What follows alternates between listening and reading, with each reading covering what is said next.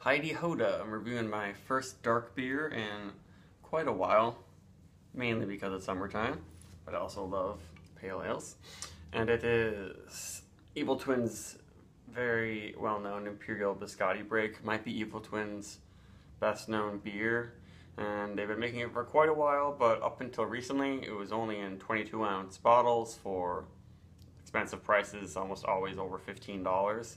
Now it's in cans for a reasonable price, like a lot of breweries have been doing with their beers, is putting them in cans and making them just a little bit more affordable, and you can also just buy them in a smaller amount. Like, if I was going to have a 22-ounce bottle of this, I'd have to share it with a couple friends. With this can, I guess I could drink it myself, but I'm going to give some to my girlfriend. Imperial Biscotti Break is, but they call it Imperial Stout. I feel like they used to call it a porter, maybe not. But it's brewed with coffee, almond, and vanilla. Or at least they say brewed with coffee and with almond and vanilla added. So maybe the coffee is a little bit more than a flavoring in some way. They boil it in there, I don't know. And at the end they condition it on almond and vanilla beans. I'm not sure. I didn't do too much research into this because it seems like with Evil Twin beers, it's hard to find out much more than is listed on the label, and they don't tell me anything about this beer in the description. Right here, the little blurb, all I really know is from this, and that it's also 11.5% alcohol, and brewed by Two Roads for them, like most of their beers. So 11.5 is pretty darn strong. I only had one taste of this beer before, like years ago. I don't remember much about it. And it's been a while since I've had a dark beer. I guess I had some Imperial Stout like a month ago. So, I'm excited.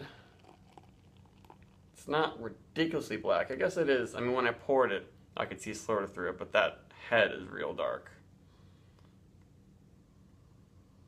Whew. Yep, it smells like a real gigantic stout.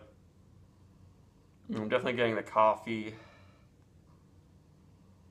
and vanilla.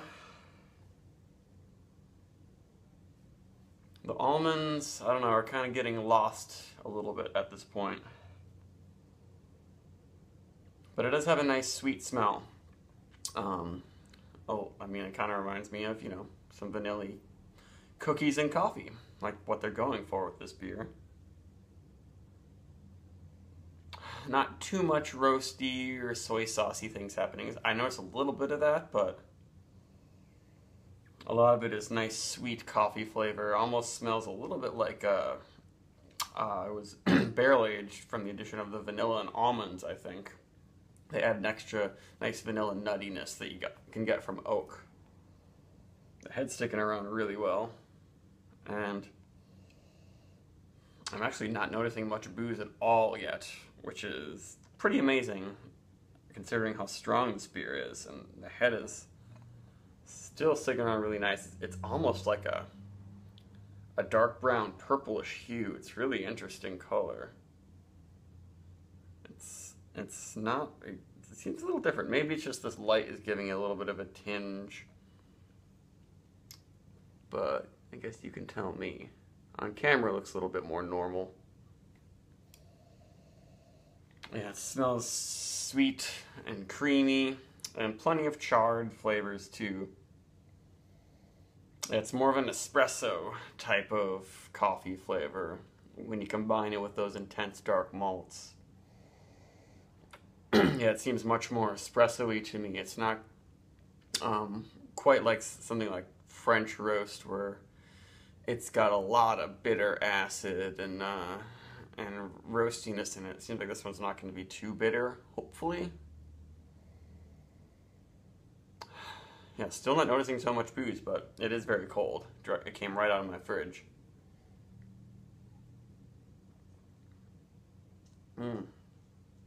There's the heat in the back of the throat, but no booze flavors.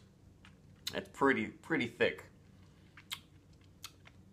Not super sweet, definitely not Bourbon County level sweetness, but definitely enough to make it nice and desserty. It's not too charred, acrid, bitter. And the finish Yeah, this is my kind of big stout.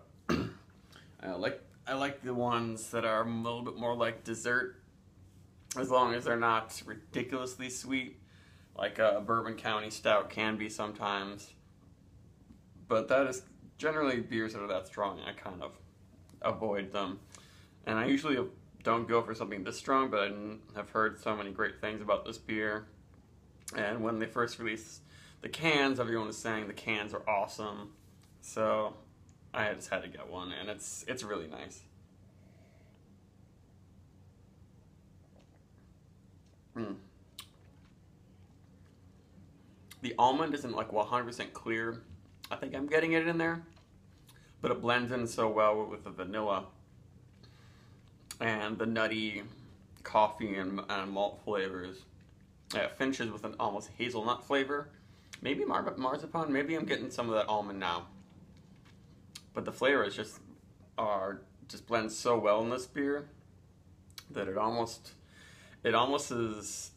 seems not so complex in some ways, because it's not like you have to think about almonds and then you taste them over here and then you have to think about coffee and it's over there. I get it in each gulp. And now I'm getting a little bit more booze. Yeah, once I got it in my palate, now when I smell, I get just a hint of, like nail polish remover or whatever, that sort of solventy alcohol. But of course you're going to get that at 11.5%. But it's not negatively affecting the flavors in any way. And I've just got a light warmth in here. I am feeling it get down into my stomach though.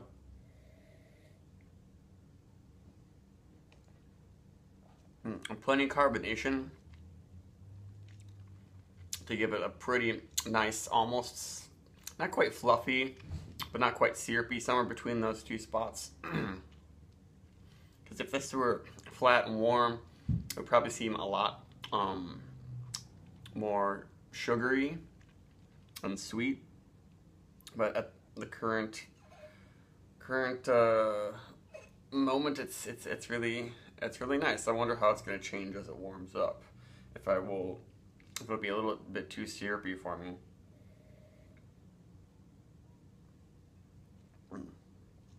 It's a pretty luscious feel. And the finish is just, got lots of coffee and nuts hanging out. It's about any kind of nice nut you can think of. Almost macadamia. Yeah, the vanilla. When you can combine nuts with vanilla, it tastes kind of like macadamia nuts to me. Those luscious, melt in your mouth, pale nuts. This is really nice, but it's a sipper, but the bitterness is so nice and low. It's not too roasty, even though it's so black. And I didn't grab my super strong flashlight to see if I can shine it through this, but it does not look, even if I hold this up to the light, this is pretty darn opaque. You can see there's still plenty good carbonation happening in here.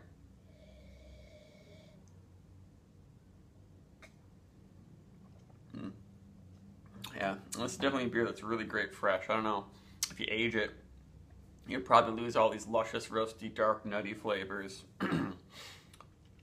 Because once this maybe starts drying out a little bit and getting more dark fruit flavors, it wouldn't be quite as good. When you get plum, I'm getting a little bit of fig maybe in this. But that works out definitely.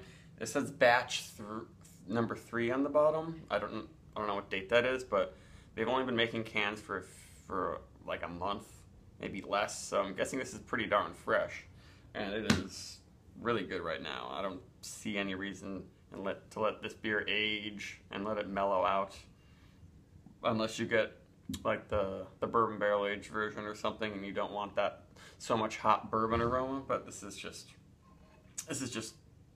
luscious dessert, so pleasant. And extremely sippable. It would go with dessert, definitely. And maybe even, some cheeses would probably go well with this. Some milder, creamy cheeses I can see matching really well with this. I'm not sure that maybe I'll give this one like a 85, 87 or something like that.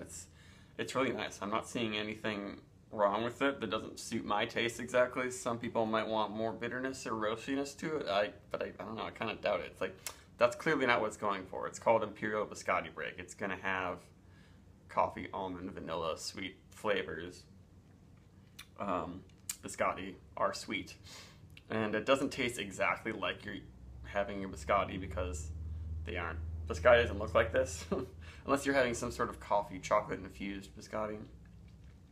But yeah, there's just like so much espresso, and I didn't mention chocolate or anything, but probably chocolate covered espresso beans describes the dark sweet flavors the most, and then on top of all the nuttiness. So I'll do how about 86 for Imperial Biscotti Break.